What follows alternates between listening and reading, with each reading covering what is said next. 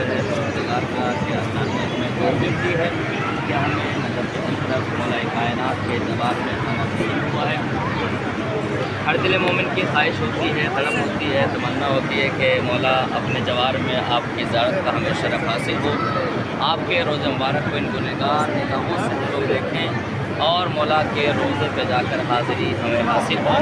آج خالق کائنات نے وہ شرف عطا کیا ہے کہ ہمیں نجف اشرف وادی مقدس میں مولا کائنات کے اعتبار میں نصیب ہوا ہے اور آج امیر کائنات کی ذات کا شرف حاصل ہوا ہے۔ والی جس کو ہم ہر لمحہ، ہر سان، ہر سرگرمی، ہر وقت پکارتے رہتے تھے، آج اس امیر کائنات نے علی بن ابی طالب نے اپنے پاس بلا کر اپنی محبت کا ثبوت کیا ہے اور ہر مومن کو امیر المومنین اپنے دیوار میں آنے کا یہ اس عطا کیا ہے۔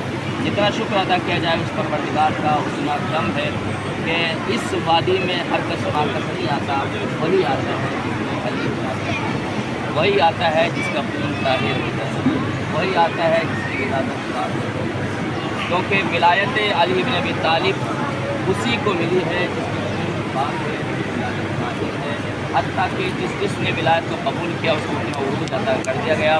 نبیوں نے جس نے پہلے ولایت کا اقرار کیا اس کو اتنا بڑا نبی بنا دیا گیا۔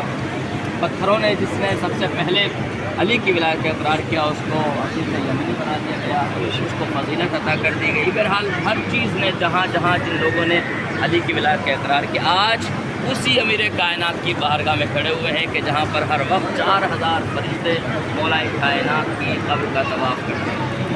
اتنا شکر ادا کیا جائے پروردگار کا، وسیلہ کوئی بھی ہو، کاروان کربلا ہے، نفیس بھائی ہیں، علماء آپ کے ساتھ آئے ہیں، لیکن بلانے والے علی ابن ابی طالب۔ اور میں اکثر کہا کرتا ہوں، علماء کے عرفان کے جملے ہیں کہ انسان 3 وجہ سے زیارت پر آتا ہے۔ 3 وجہ ایسی ہوتی ہیں جس کی بنا پر وہ زیارت پر آتا ہے، زائر بنتا ہے۔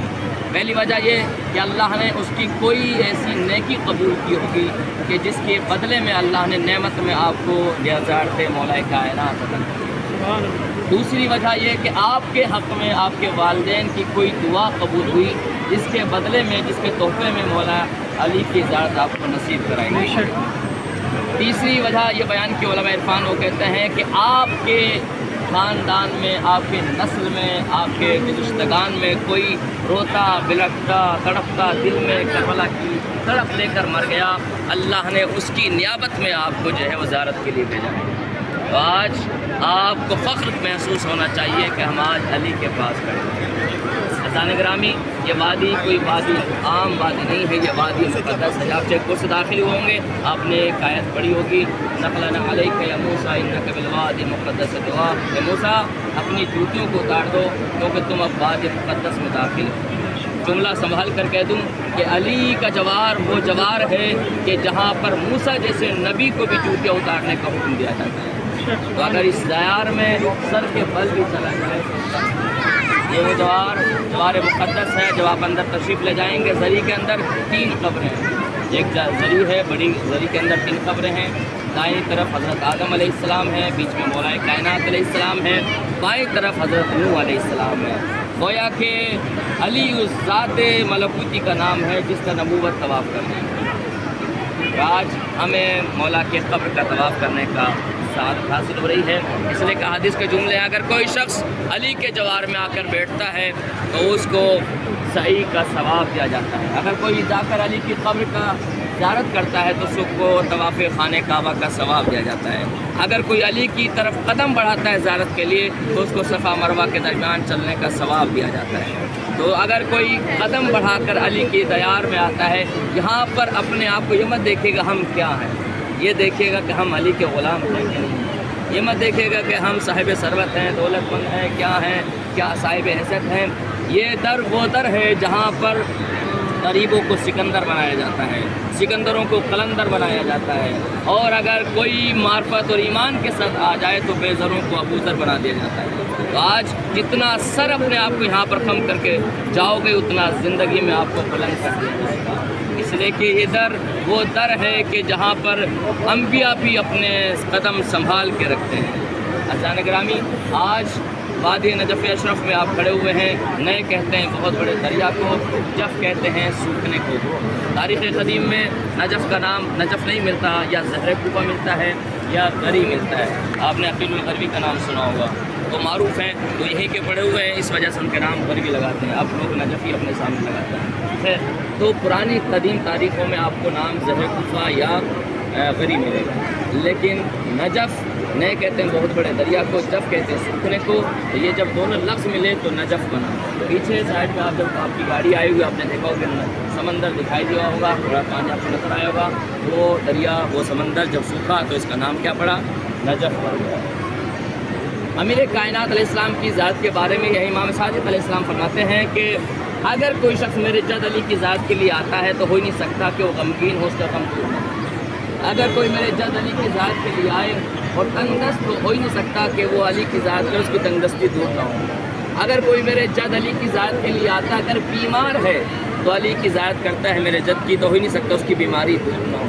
यानी मौला फ़ज़ाइल को फ़ज़ाइल बयान करते जाए, बड़ी तूलानी रिवायत है। तो एक मरतबा इमाम कहते हैं अगर कोई शख्स मेरे जद अली की ज़ात के लिए कदम बढ़ाता है तो अल्लाह उसके हर कदम के बदले एक हज मकबूला और दूसरा उम्र मकबूला का सवाब देता है। और जब फिर मौला मेरे जद अली की ज़ात करके वापस जाता है तो अल्लाह हर कदम के बदले 2 हज 2 उम्रे का सवाब देता है। जैसे बड़ी खामोशी के साथ आप मुझे देख रहे हैं, बड़े फिक्र की निगाहों से, इसी तरीके सहाबा भी बैठे हुए थे, लेकिन एक मर्द मुजाहिद खड़ा हुआ और कहा फ़र्ज़ंद रसूल, आपने बयान किया आ रहा था तो हर कदम के बदले 1 हज 1 उम्रे का सवाब, जब वापस जा रहा है तो 2 हज 2 उम्रे का सवाब क्यों, जबकि आते हुए ज़्यादा फजीलत होनी चाहिए। तो इमाम मुस्कुराए, लब इमामत पर मुस्कुराहट आए और कहा कि देखो जब वो आ रहा था तो मरकज़ विलायत से मुत्तसिल नहीं हुआ था, लेकिन जब मरकज़ विलायत से मुत्तसिल हो गया अल्लाह इतना मेहरबान हो गया, उसकी तमाम इबादतों को दूना कर दिया।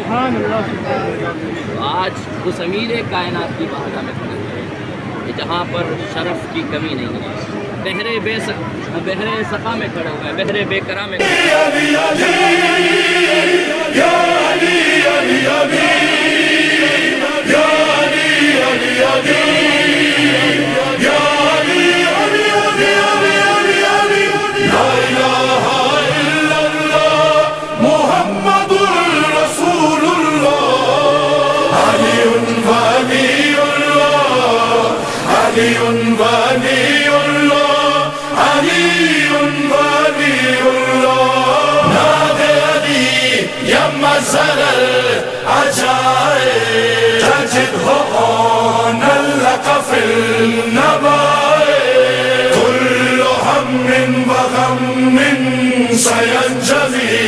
بعظمتك يا الله بنبوتك يا محمد بولايتك علي علي علي أدركني